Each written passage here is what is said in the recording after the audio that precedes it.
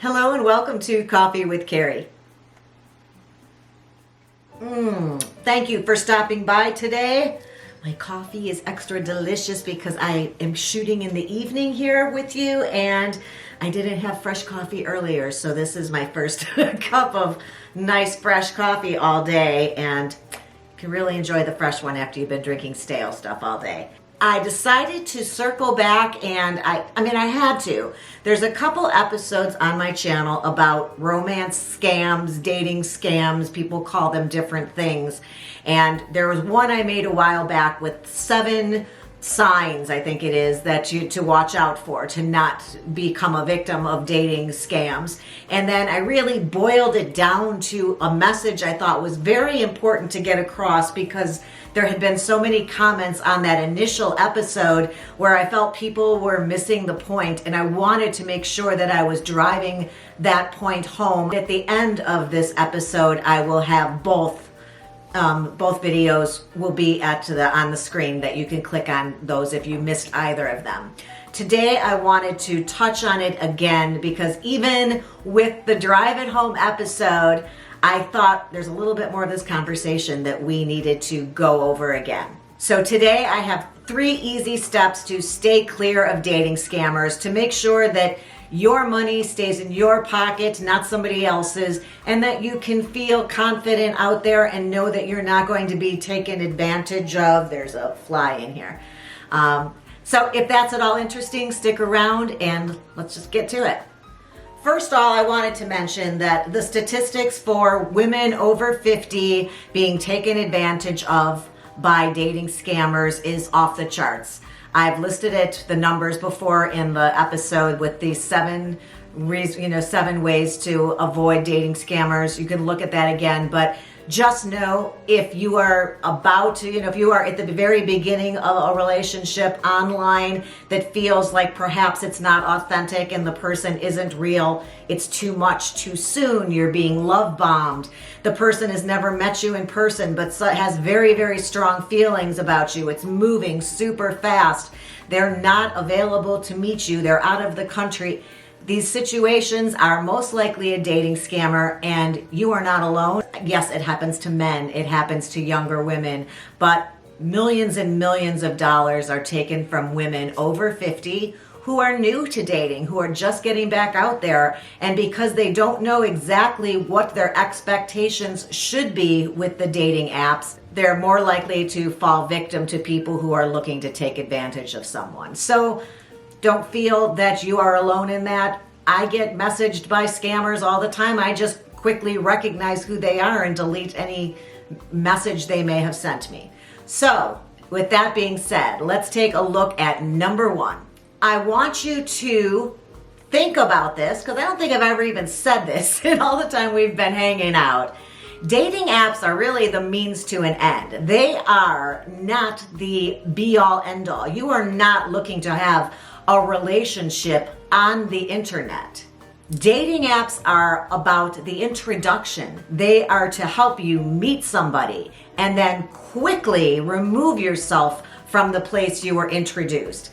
Say, for instance, you met somebody through a matchmaker. It's not like I'm going to continue to be inserting myself in this relationship. Once I introduce clients to one another, I introduce a client to their match, I find out how that date went, what did we learn from this introduction, and then I back out because I'm the introduction part, I'm not the relationship part. So they move on and have to navigate that together. I'm like the dating app. Dating apps are not meant for you to continue communicating through the app or to move to another texting situation. The internet, it is a tool, not a place to have a relationship. So if you can't get this person who you've just met to meet you in person within 7, possibly 10 days as a stretch if they're traveling. I know people are very busy. So if it's summertime, lots of people are on vacation, or there could be a work situation. So I'm going to give it on the outside 10 days instead of my usual 7. If you're feeling like you don't even want to give it that extra 3, feel free to stick to the 7 days. You've got nothing to lose, honestly.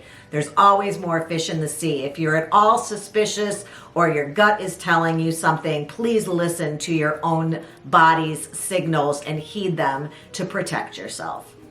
You talk to this person on a dating app or on the dating website, you quickly, within that first day, get their phone number or give them your phone number, speak to them on the telephone or better yet, on a video call, and then on that call, you make plans to meet within the next week. How can anybody scam you if you're meeting them for coffee or you're meeting them for a glass of wine, a beverage at the dog park, etc.? You have just rid yourself of 90% of the scammers out there by having this person meet you in person. So that's step number 1. There is a natural process to getting to know someone and falling for them in a romantic way. Getting to know someone takes time. It's about developing trust, gaining trust, getting to know them some more, growing and building a relationship. Real relationships do not, if it's been a while since you started one and you're forgetting how this goes, this takes time for somebody to fall in love with you. People don't automatically start telling you you're amazing, you're beautiful, I'm falling in love with you. That's called love bombing, and that is not what's happening in real life with real relationships where people are meeting each other and growing and building a real relationship. Nobody falls in love with a profile picture and somebody who's typing words to them briefly throughout the day. That's just not how it works. Chemistry is a huge part of a relationship, not just physical, sexual chemistry, but conversational chemistry, intellectual chemistry. There's lots of different chemistries. But you know how you don't find out if you have chemistry with somebody? By continuing to communicate with them through the internet. Most of the people I introduce to one another who decide they don't want to see each other is because they don't feel like they have chemistry. 90% of the people who don't want to get together again say it's because I've met this person and I don't feel that we have any romantic connection. Not because the person didn't share their interests and their values and look like a general description of what they've told me they're attracted to, because they do. This is all about chemistry when my people don't want to see each other again.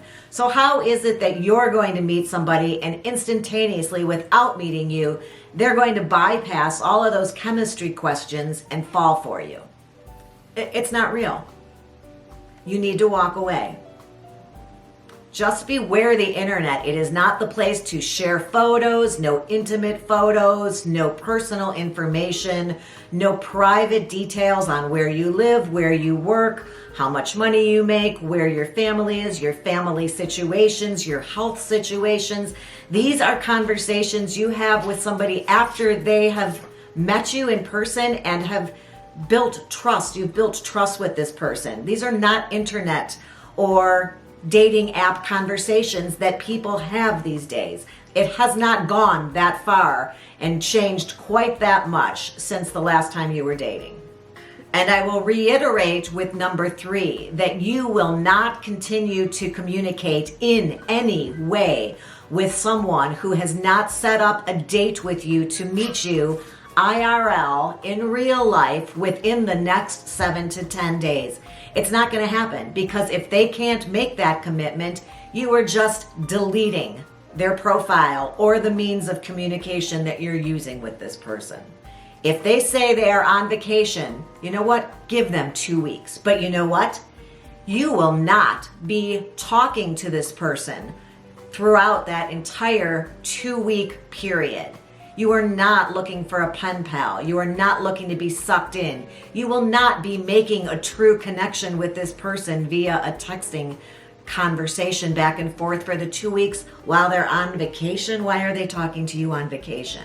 So if somebody says, I'm out of the country, I'm on vacation, or I'm on a work trip, or I'm working overseas for right now, You're like, oh, well, it is super great to meet you. I'm really interested by the things on your profile. I'd love to meet you in person. Let's leave this conversation open here. And when you're back in the States and you're local, for sure reach out to me, because I would love to get together and have a conversation with you over a cup of coffee.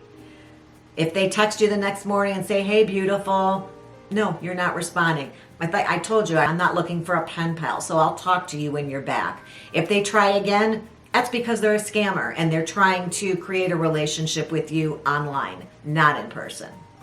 Call me when you're around. I'd love to make plans. But your rule for you is no communication with somebody until there's a date on the books and it's within 7 days. And if they at that point cancel it and can't make it, you're not talking that to them again. You're only going to speak to someone in person. You cannot be charmed and wooed and fall in love via the internet. Enjoy your vacation. I hope you have beautiful weather, and when you're back in town, I'd love to share a bottle of wine with you out on a patio at blah blah place. So make sure you reach out as soon as you're back home. And then I wanted to remind you that if no money, gifts, gift cards, personal information is being sent to another person, there is no way they can harm you. If they don't have a way to get money from you via gift cards or your bank numbers or a credit card, multiple ways. But if you're not sharing anything personal with somebody, even after you've met perhaps, there's no way they can take advantage of that. You're not sending them photos of yourself, sensual photos of yourself, photos of you in front of your office or with the house number out in front of your house. You're not sending anything to anybody. You're just talking to them to make plans to meet. That solves all your problem. Nobody is going to scam you if you follow these 3 rules. That's it. I hope you found those helpful. And if you did, I hope you will give the episode a thumbs up. And then if you would subscribe, you hit that subscribe button. Doesn't cost you anything. It's free, but it really helps me out a lot with my channel. And if you're so inclined, that ring bell will notify you every time I upload a brand new episode. I'll look forward to having you back again soon. And until then, have a good one.